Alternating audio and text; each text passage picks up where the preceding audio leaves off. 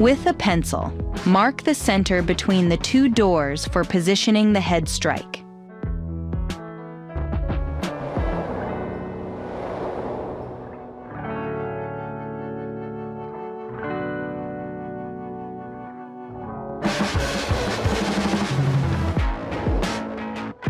Remove the temporary tape backing from the head strike, orienting the T shape along the frame length, and place it between your marked lines.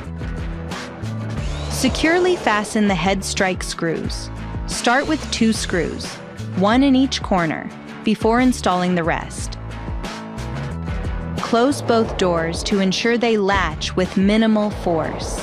Open and close both doors. The doors should operate independent of each other and should not interfere with the head strike. Continue fastening the remaining head strike screws using a cross pattern sequence.